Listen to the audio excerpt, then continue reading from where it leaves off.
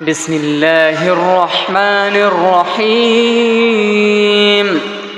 لم يكن الذين كفروا من أهل الكتاب والمشركين منفكين حتى تأتيهم البينة رسول من الله يتلو صحفا مطهرا فيها كتب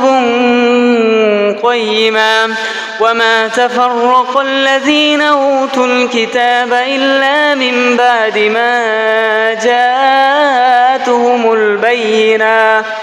وما أمروا إلا ليعبدوا الله مخلصين له الدين حنفاء ويقيموا الصلاة ويؤتوا الزكاة وذلك دين القيمة صدق الله العظيم.